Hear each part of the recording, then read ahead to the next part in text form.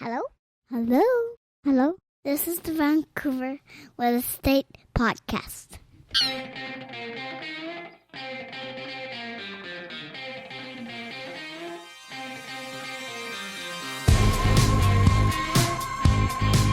And welcome back to Vancouver Real Estate Podcast. I'm your host, Adam Scalena. And I'm your other host, Matt Scalena.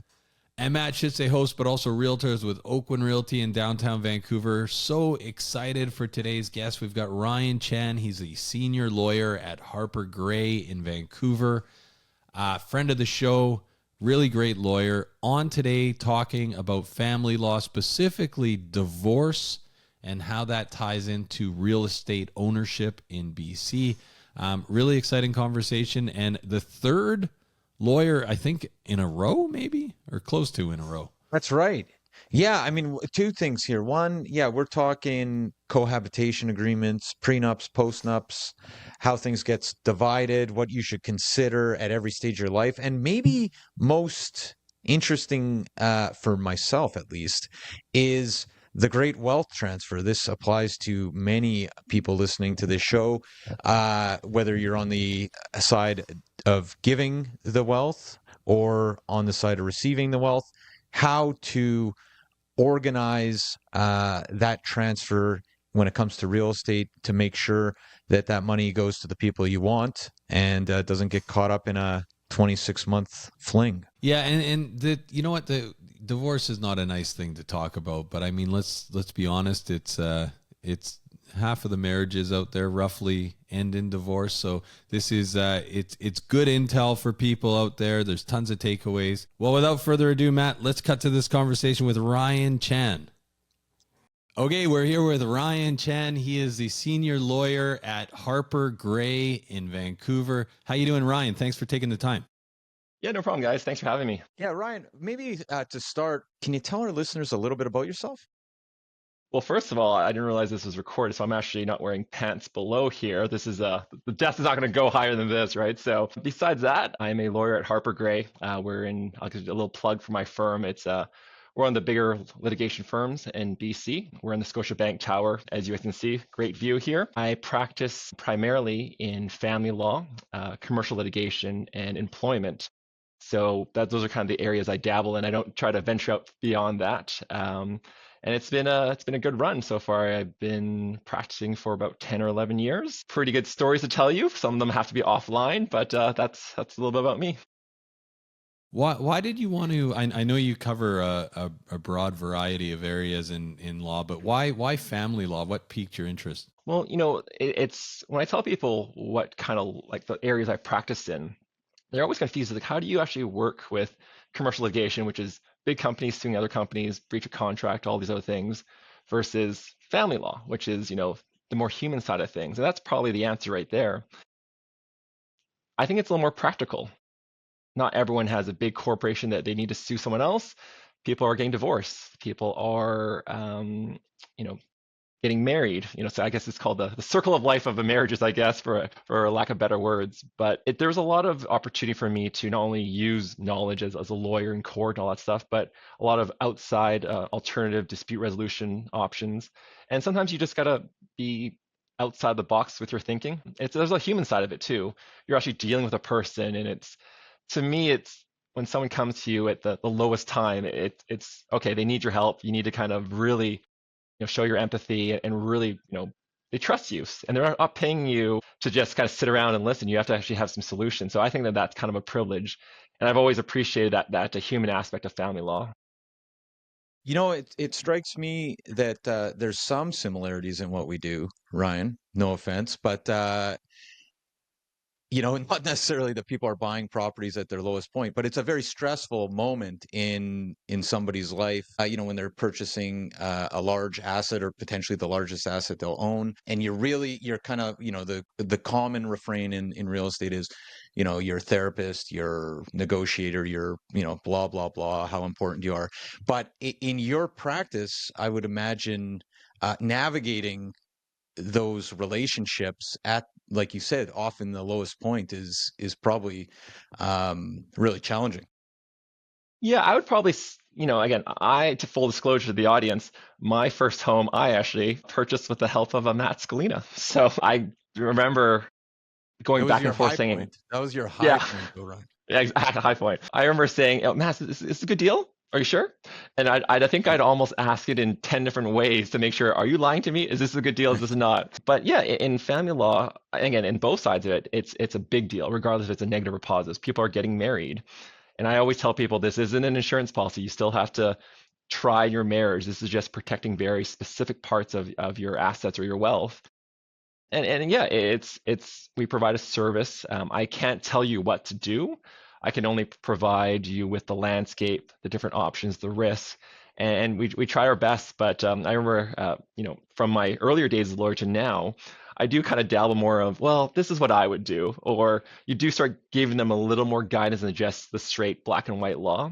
I think that's just the maturation of myself as a lawyer, but it's when you see someone, I remember when you gave me the keys and all that stuff, it was a pretty memorable day. But there's been times in my career where you kind of get them through this hard time, regardless if it's a prenup or a divorce.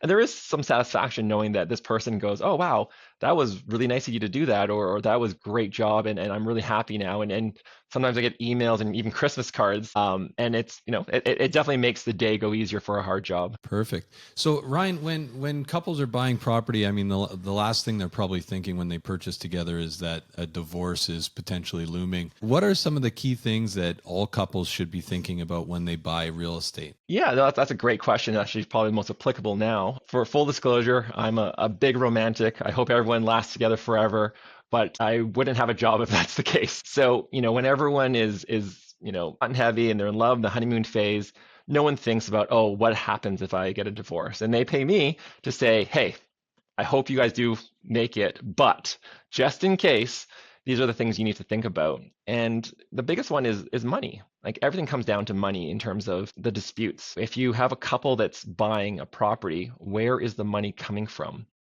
Who's putting in the money? Who's going to be paying moving forward? I think if we take a step back, the biggest misconception I've heard, at least, is that we've only lived together for X amount, or we're not really together, or whatever. The law isn't as black and white on that.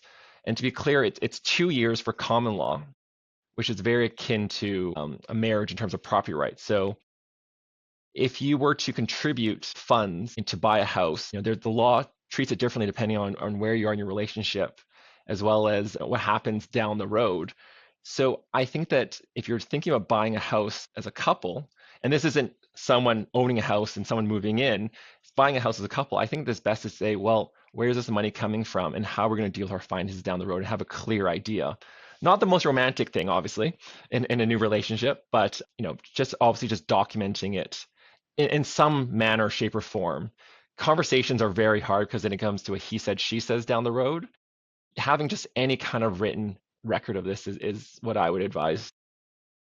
And so does it actually matter if you have documentation? Okay, we've been together 3 years, we're buying a home, I'm putting in $60,000, she's putting in $40,000.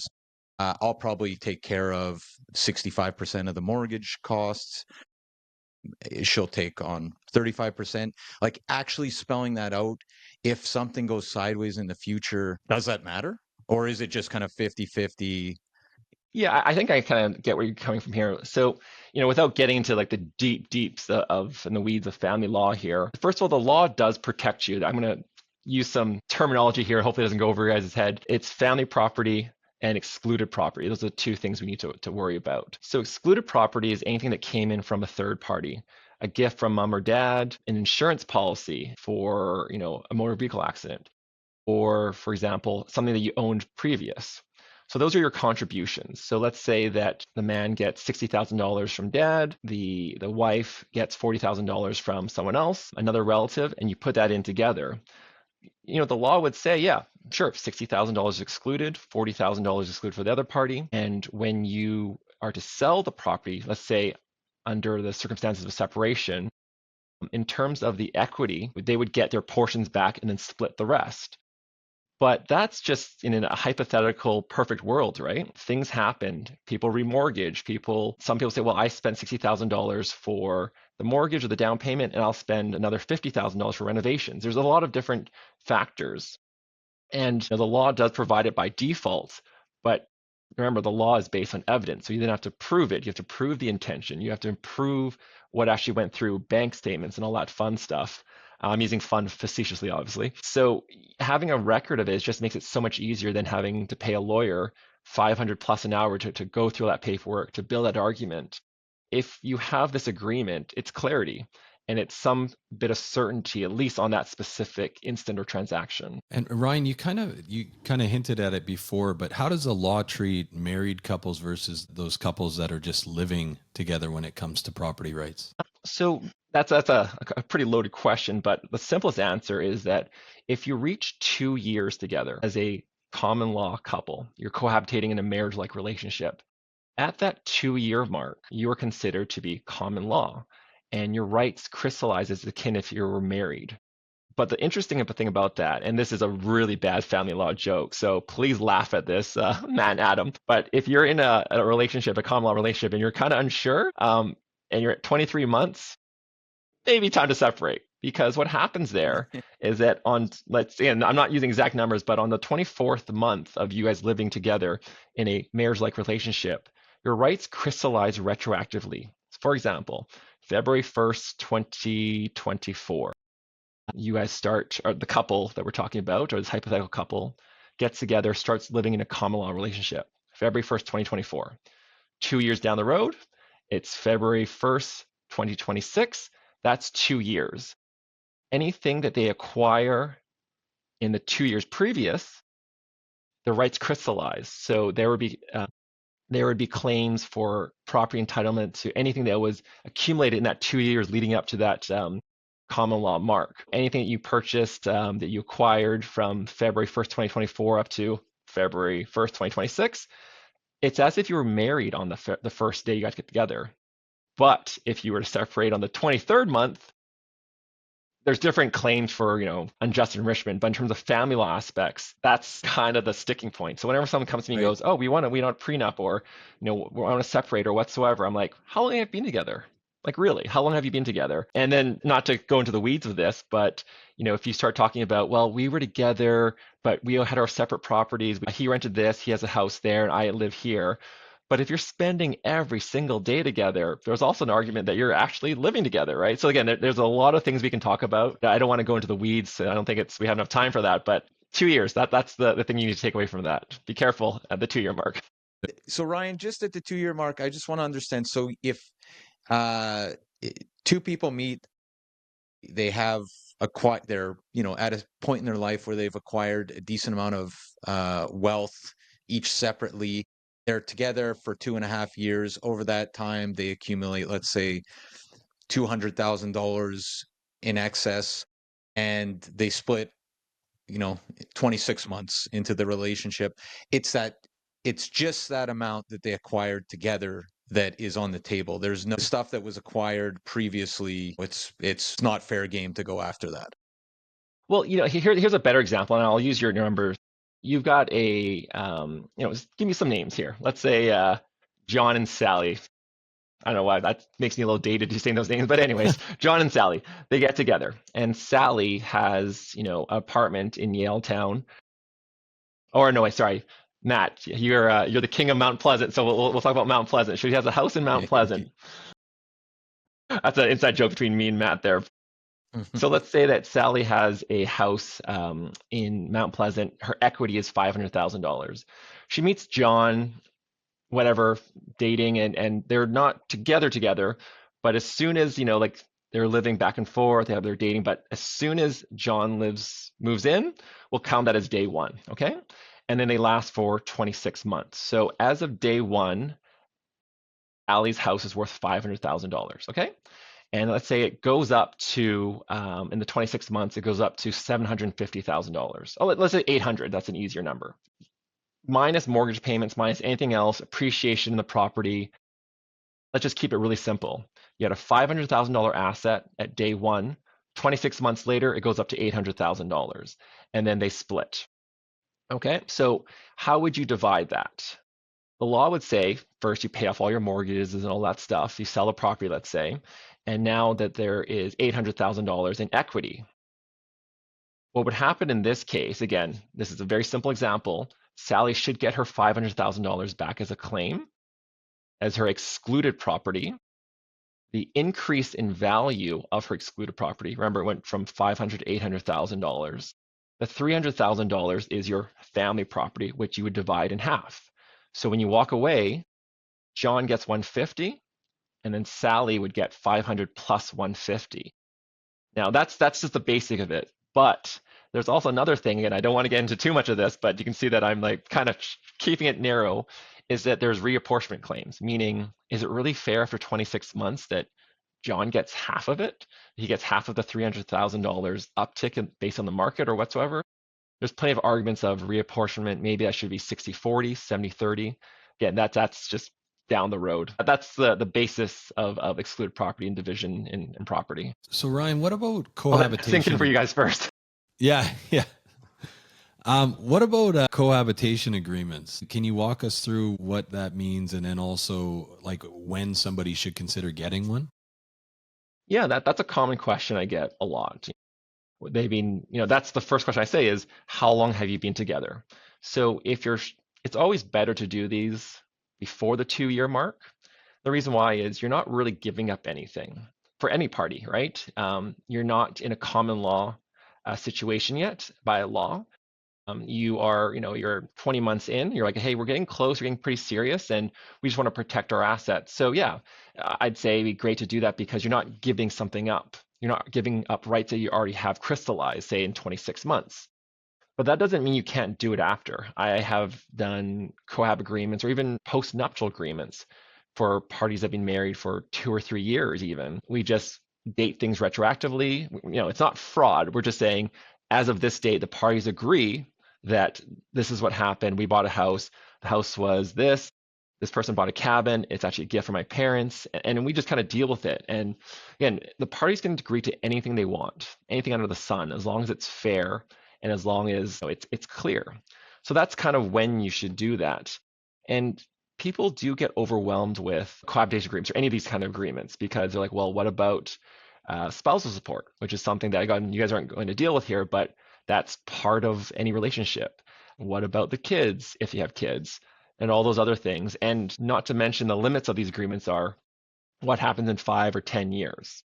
So sometimes a simple answer to this, as life unfolds for everyone unpredictably, is that we do a very specific property agreement, meaning John and Sally got together as of this date. John and Sally had this amount of money before they got together.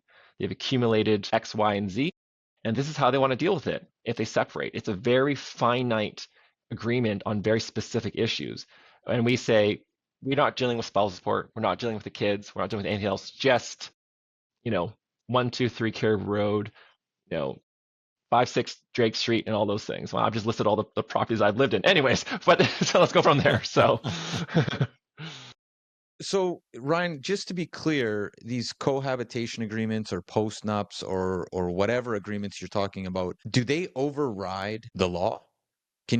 Or how does that work in relation if somebody is upset and changes their mind or wants to challenge these agreements? Are they ironclad, or how does that work? So nothing is ironclad. I hate to break it to the listeners here. And generally, people do honor the agreements they enter into. That's my experience.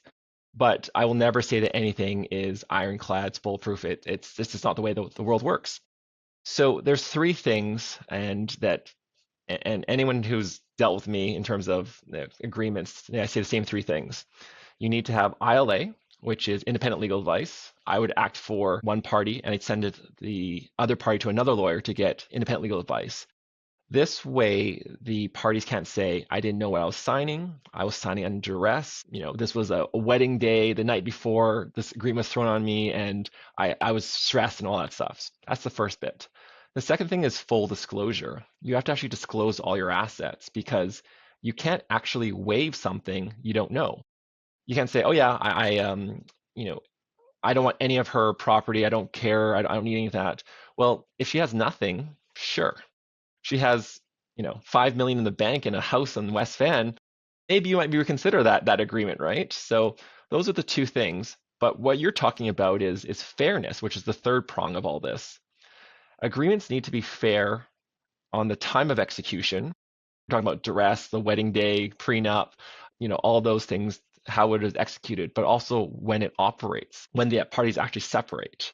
So if you have a young couple and they come and say, well, this is the house and it's, the wife's and I don't care. And if we break up, she keeps the whole thing. Sure.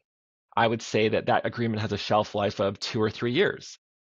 But what happens if they have a couple kids and the wife is really successful and the man just makes more sense to stay at home? And, 5 years later, 10 years later, the agreement is 10 years old now and they separate and the guy doesn't have a place to live because the house is going to be hers.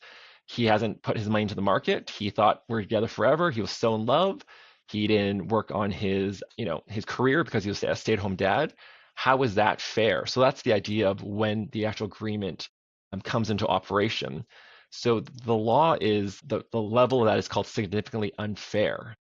And that's why people say, well, this is clearly unfair. They didn't expect this. And that's how they challenge these agreements. And that's how they, there's holes in it. And you say, well, this agreement should be thrown out. And a judge can either replace portions of it or just throw the whole thing out completely. And that's a risk that I always advise all of our clients. So I'm just thinking, is it worth or is it common practice to revisit these agreements like every 5-10 years with changing situations, or is that not something that's done? Yeah, that reminds me, Matt, I should probably update yours next week, right? Um, no, yes, that's I can see Adam chuckling on the side. Just to be clear, that is a joke. That is a joke. Yeah, it's a joke. I've met your wife. She's very lovely. In terms of updating your agreements, yes, I think that, it's not every 5 or 7 years. We put review clauses in there, but I would say every so often look at your agreement and review it. Your house that you've put on, that it might not even be there anymore.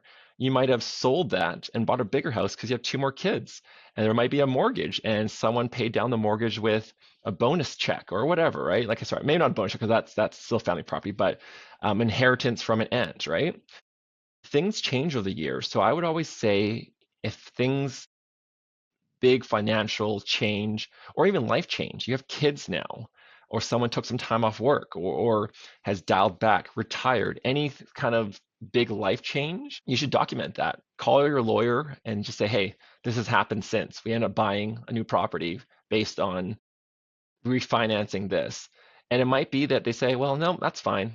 The agreement covers it. Or they say, well, it's the penny wise, pound foolish saying. It's going to cost you a couple $1,000, but this cabin on Pender Island is worth $1 million. Do you really want to, mess around with this? And the long and the short of it is that, you're not recreating anything. You're just memorializing what's already happened. So the parties say, yes, this person put in X amount of dollars. We agreed this, so you're no longer going through emails. You're no longer through text messages. You no longer have to say, well, Auntie, she gave X amount of dollars, right? What if she's passed away? What if she's no longer able to say that, right? It's just the whole point of this is to avoid litigation and pay the lawyer X amount of dollars on the back end, pay them a smaller amount on the front end just to kind of sort that through so there's no question marks or surprises down the road. So just to be clear then, Ryan, we live in a city where there's a lot of gifted money in the real estate market. So people should be upfront when they're considering purchasing, identifying where the source of the down payment, for example, came from. Yeah, that's pretty much what I'm saying here. You always run into the situation with the banks where the banks go, is this a gift? Do you need to repay this? Again, I'm not trying to say that you need to misrepresent anything, but yes, it's a gift, but it's also is the property under both names, for example. That would say, oh, it's a gift to both of them. I think that needs to be very clear, especially with no one can afford a mortgage on their own, right? It's always 2 people on title. The banks require that if there's going to be a mortgage under 2 people. It's always good to have some clarity of like, well, yeah, it's your both names are on title, But once you sell it, the first CK, the first down payment or whatever, goes to party A or B, and the rest is going to be split. That's how the law is. But again, you're only documenting it to just avoid all the back and forth, any potential conflicts down the road. So it's as simple as that, though. The parents out there, and Adam alluded to it, that we're in, a great wealth transfer that's kind of at the start right now, and over the next 10 years is going to take place and kind of ramp up. If you're a parent gifting to a son or daughter who either is at that stage where they have a partner, or they're probably going to meet somebody in the next couple of years, it's just very clearly documenting that gift or portion of the down payment that you provided, in order to make sure that that doesn't end up 50-50 out the door in 26 months. Yeah, like I think that it's a timing issue, right? So if our hypothetical John, for example, is not with anyone and he gets a gift from his parents, and it's under his name and he's by himself, there's no need to do an agreement. It's his. We know the source of the money came from his parents, but at the time he meets Sally, he already has a gift for, say, a couple months.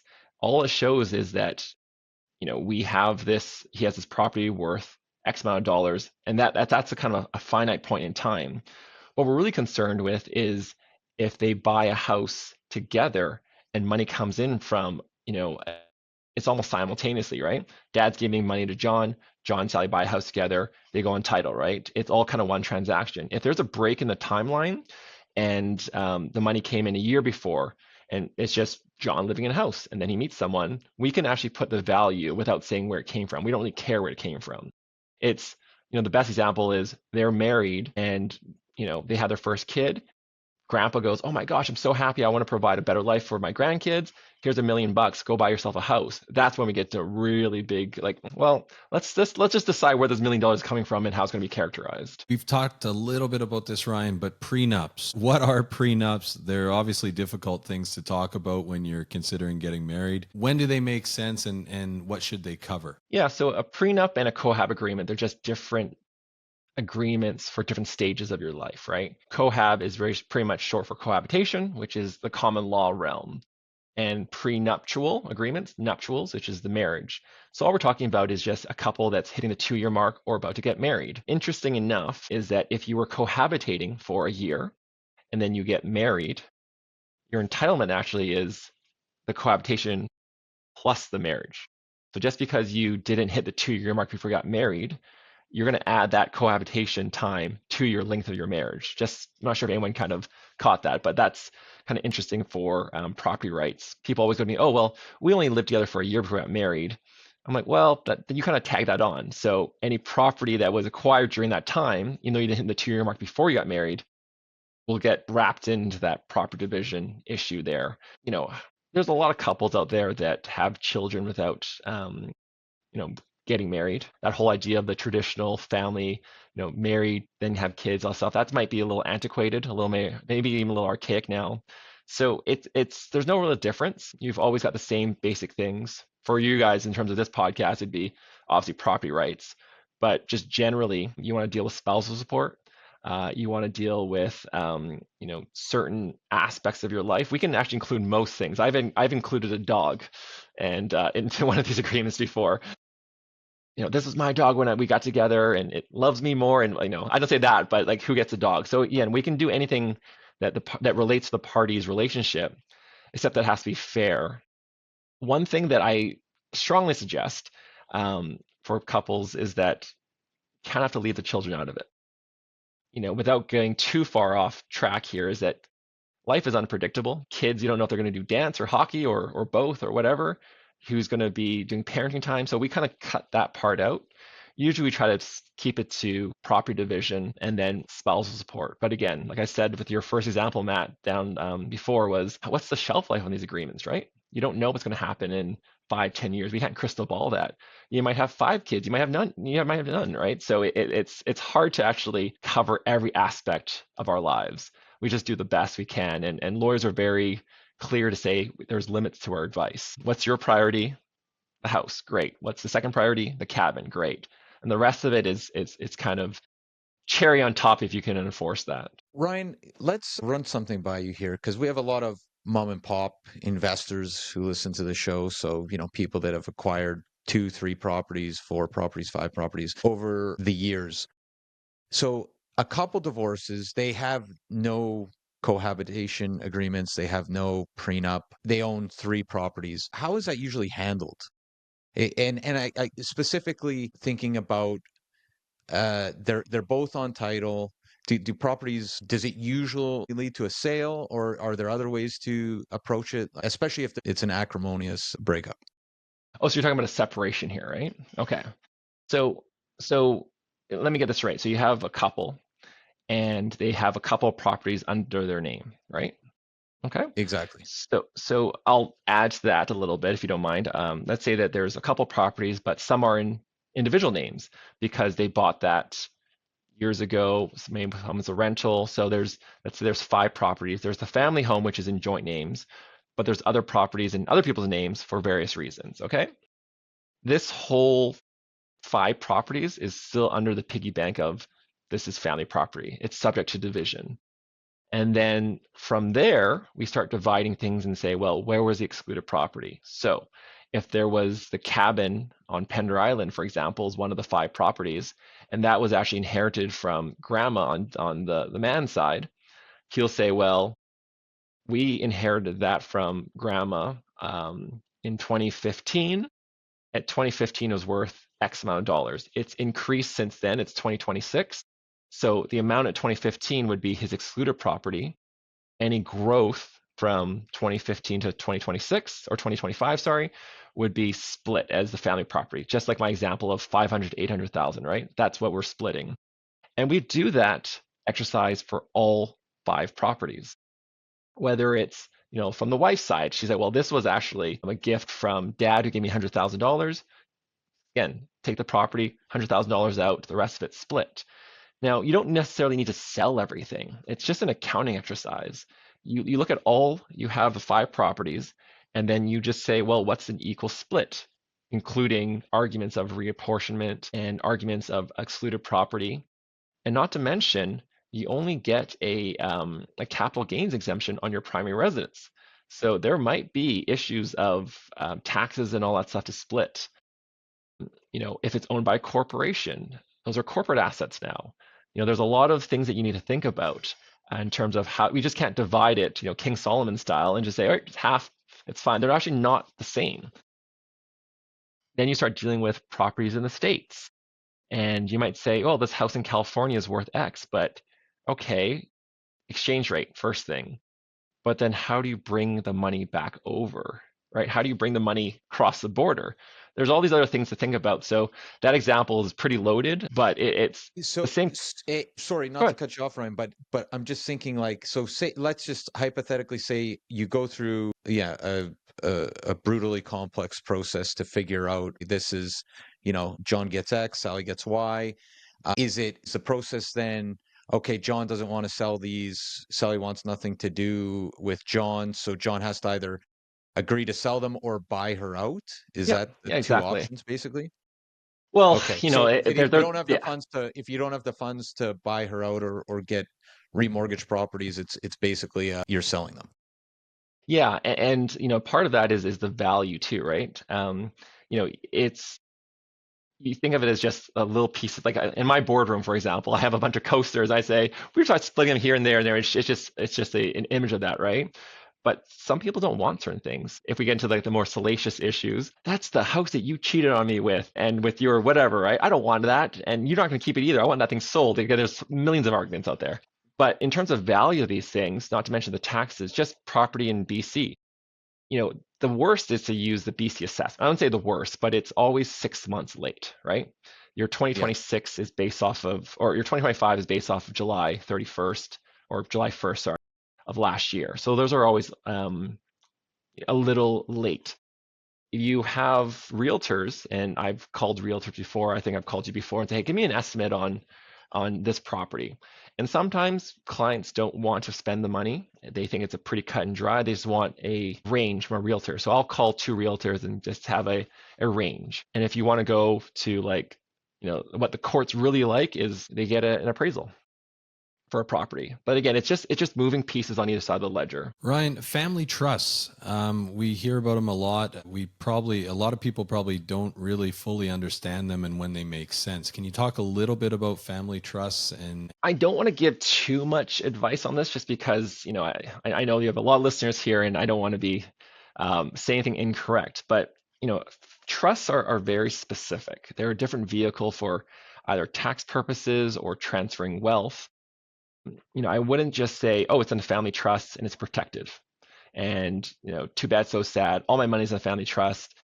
Good luck trying to get that. It could be a roadblock, for property claims to defeat them, but it's not absolute. Courts will always say, well, what was the purpose of this trust? Is it a sham trust? Like, is it just to defeat someone's claims? Without going too far into it, you have a trustee, you've got a trust itself, and you have some beneficiaries.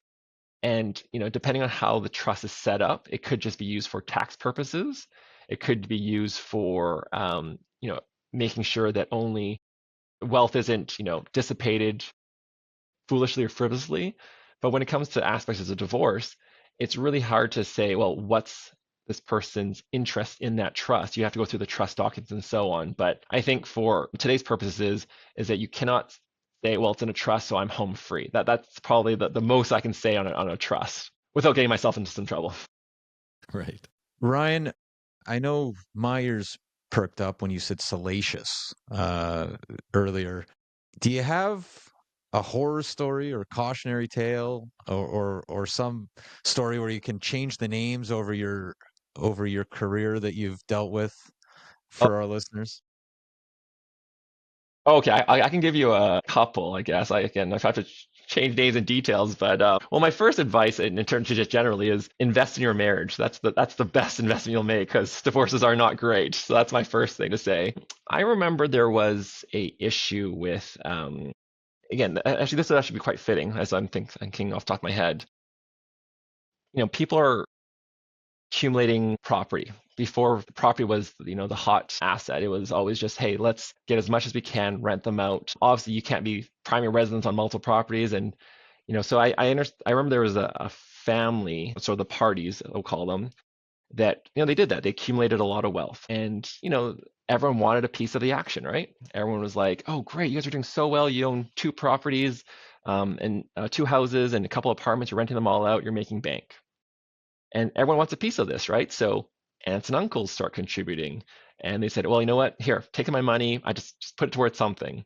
And on both sides of it, right? So now you have all these properties, you have all this increase in value. And then, of course, they split up and everyone takes sides. Oh, no. That was a gift to that person only. That wasn't a gift to you. Or again, you can imagine the financial just forensics to go through all this, to kind of go through all the layers.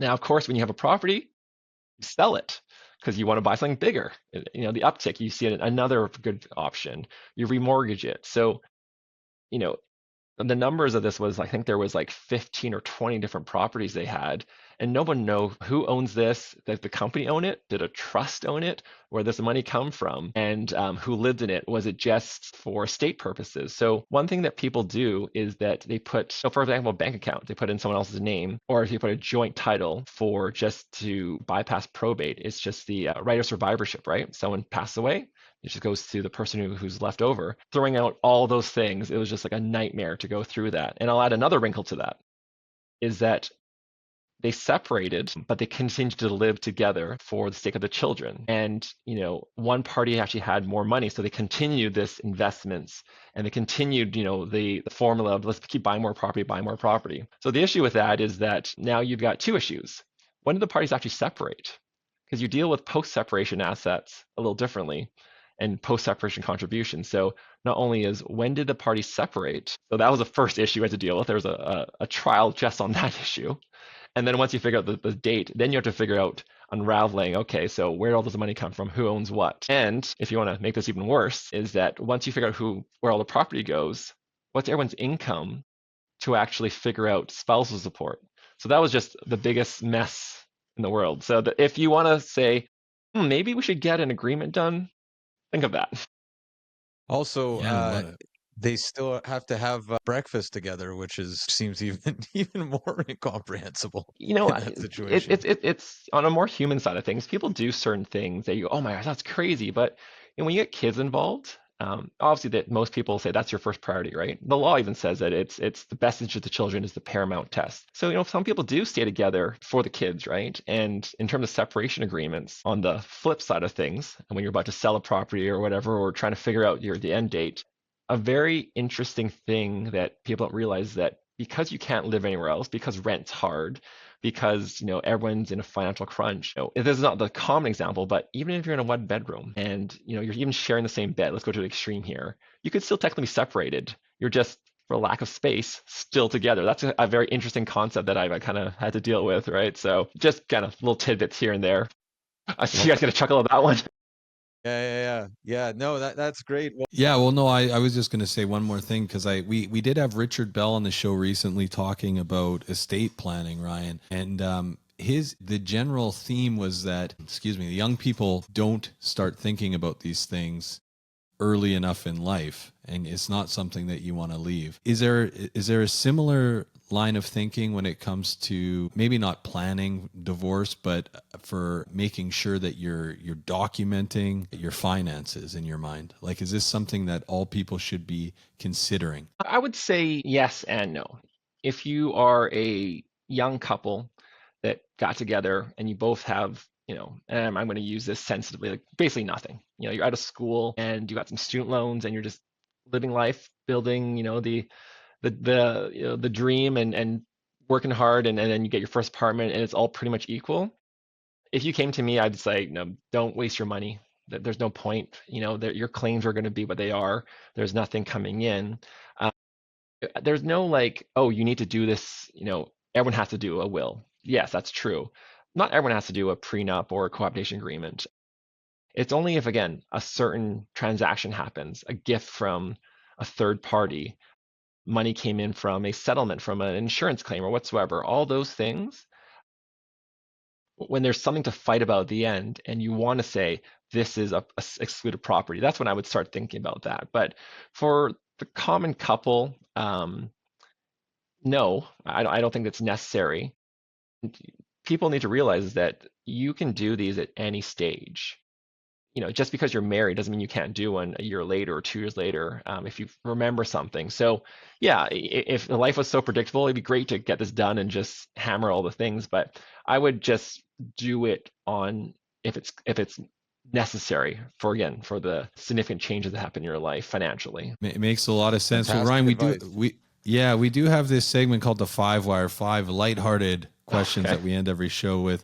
Can you stick around for that? Sure, I hope I give better answers than I have. Well, first, question number 1 is one book that you've read recently that you would recommend for our listeners. This is going to be a really bad answer because I don't read any books because I read too much every day. So I'm going to have to pass on that one. Here's a little bit about me. So when I've been reading probably this one book for the last 10 years. I'm a big fan of the Da Vinci Code and Angels and Demons. The problem with that is that these books are so loaded with different terminologies and references, is that as a lawyer, I'm like, this doesn't make any sense. I'm cross-referencing every page, and it's taken me years to get through this book. So reading is not, at least fiction is not good for me. So I'm still on page, I don't know what I want to say, but I will tell you guys when I finish that book. So reading is fiction is not my strong suit. It's legal documents more than anything else. So I haven't read a book in a while, to be honest. Doesn't sound enjoyable. All right. We can cut this part out, right? We can cut this part out, right?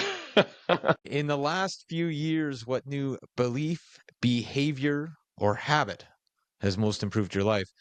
And at least I know, Ryan, you're a big athlete, but I don't know if that has anything to do with. I don't want to load this up. You know, doing family law, you definitely get a lot of perspective on certain things. People don't come to my office going, "Hey, I got a divorce." It's a gradual process. It's, oh, I'm getting divorced and this is such a crappy time in my life. Oh, I'm so better off without it. It's a very gradual thing. And not to make this all, super warm and fuzzy, but I think for my life, as Matt, I used to play, like pretty high competitive sports and all that stuff, is I'm getting older and, like your focuses change. I think the one belief or behavior or even habit that's changed the most is just being grateful. I can still run, I can still play sports, I can still, I have a pretty good job. Like there's always gonna be someone with more or less. We're all like, we're all about the same age, I think. And now we're all looking at the kind of the second half of our lives. I'm less focused on, oh, I should have done this. I should have bought Bitcoin. I should have bought Nvidia or Tesla or whatever it is, and said, you know what, I'm still doing pretty good now. And I'm grateful for what it is and just looking forward to the next 40, 50 years and just trying to make the best of that and appreciating the journey. I think that's just being grateful, I think, is probably the thing I've learned the most. Great answer. I thought you were going to say pickleball. People who know me, that play pickleball with me, know that I am a very enthusiastic player. We'll call me a dime in the rough. We'll put it that way. We'll do an update next year. Okay, question number 3. What have you been binge watching lately, or a movie recommendation? I don't watch a lot of TV. In fact, I don't have any subscription, to be honest, to any Netflix or any of that kind of stuff. But I do watch this one show, and I've watched it probably every episode since I think it's 2001. It's called Pardon the Interruption. It's a sports talk show with two guys. One is Tony Kornheiser, a 70-year-old Jewish man who grew up in New York, and a guy named Michael Wilbon, who's a big Chicago guy. He's African-American descent. You get the back and forth. They argue about everything, but there's like kind of a race aspect, a socioeconomic aspect, and just like they've lived it, right? They're like, oh, when Babe Ruth did this, oh man, not Babe Ruth, but they were there to actually give live commentary back in the day. So I find that show quite interesting. Movies, that's a hard one. Too Big to Fail. That's a good one. I'm not sure if you guys watched that, but it's about the financial crisis of everyone buying houses. It's along the lines of like The Big Short and what's that one with Margin Call, those movies. I'm a big Marvel fan, so Endgame was a really good one for me. That's kind of my time. And I'll probably finish off with Notting Hill and Fast and Furious. I think I knew the Notting Hill was coming for some reason. Not surprising. You did say you're a romantic. Favorite band or music? Oh man, these are the worst. I should. Okay. I'm a I'm a 90s baby, so like 90s, 2000s hip hop R&B is always going to be a soft spot for me. 80s love ballads, I'm a big fan. I did my trifecta. I think I told you about this, Matt. I went to Rod Stewart, Elton John, and Bryan Adams. So I went to all 3 concerts. So I finished my 80s trifecta. I don't mind a little Taylor Swift here and there. Anything really that kind of just you can bob your head to and kind of sing along. We should probably cut that part out too. R&B and rom-coms, we better not give your contact out, or else you're gonna get a lot of DMs here. Maybe last but not least, something that you've purchased for under $1,500 that's had a positive impact on your life. Probably my subscription to the Vancouver Real Estate Podcast. We all pay $1,500 for this, right? That's what I understand, right? $1,500. I'd probably say, I'd probably say my flight to Japan, beginning of the year. That was really neat. It's something that just kind of was a spur of the moment, and I had a little bit of a gap in my work that I just got up and left. It was very spur of the moment, and it was probably one of the coolest trips I've been on recently. Has it changed my life? Yeah, sure. We'll say yes. It was a good trip. We'll add one more. To Japan. Highlight from Japan. Highlight from Japan. There's this place in Nara, and I think it's in Kyoto, where you can. Whoever's been there, they know what I'm talking about. It's this a reindeer park, or not reindeers, just deers, and you literally feed them, and they're so accustomed to people that they bow to you. So for some reason, I was just too eager, and I was just jumping around trying to find a deer to talk to or to hang out with, and they all ran away from me. And then finally, this one deer kind of like, I guess, felt sorry for me and just kind of followed me around. So the highlight was just having this deer that followed around and was just great. Like it was just, oh wow, we're like buddies now, right? And on that note, I'm a big fan of capybaras. So I did go to a capybara cafe, which was kind of neat. So yeah, those were kind of neat. I did all the other touristy things like the giant forest, the temples, the sumo wrestling, all that stuff. But I think the deer that I didn't get the contact information, but the deer that followed me around for 20 minutes was probably my favorite. I would have never guessed bowing deer would have been the highlight of the trip. Yeah. But that's I'm trying to separate myself from all the typical answers here. Well, Ryan, thanks so much for taking the time today. If people want to get in touch, how can they follow along or reach out to you? Yeah, no, again, anything that you guys want to talk to me about in terms of like legal related, I'm happy to chat about most things. But if you want to contact me for legal related stuff, you can just go to our website, harpergray.com. That's GREY. And my email is rchan@harpergray.com. I'm pretty easy to find. So Ryan Chan Lawyer is probably the easiest way to do it. And then you'll find me. And then, yeah, if there's any they can help you out with, then I'm happy to chat. Fantastic. Thanks again. Yep. Thanks, guys. So there you have it, folks. Our discussion with Ryan Chan, senior lawyer over at Harper Gray. Really enjoyed that conversation, Matt. Biggest takeaway for me, don't get divorced. Stay in it. Invest in your relationship was what Ryan said. That's sage advice. Sage advice. Or invest in your marriage, I think was the actual line. But but lots of takeaways. I feel like documenting things is of course just that first and foremost paramount in any relationship that's a little complicated. But yeah, lots to think about there, and super happy that Ryan took the time to speak with us. That's for sure. Yeah, for sure, Matt. And before we cut for the day, what else do we have? What else do we have, Adam? We have VancouverRealEstatePodcast.com. This is our website where all things real estate related live. Of course, we have PCS, which is our buyer's resource. Of course, we have the Sold Plan, which is our seller's resource. We send out the live wire, so you get on that list for sure. But what I want to say, Adam, is we're kind of moving this fall into really useful content, I think, for lots of takeaways, talking to really smart people. And if you're finding it useful, all we ask is that you like or review or share the podcast with somebody you think might get value. And we're trying to, like I said, we're trying to grow as always, and we appreciate people helping that way. That's for sure. So that's our one ask for the day. And Matt, if people want to get in touch with you, you can try me at any time, 778-847-2854, or Matt at VancouverRealEstatePodcast.com. Or you can try me at 778-866-4574 or Adam at VancouverRealEstatePodcast.com.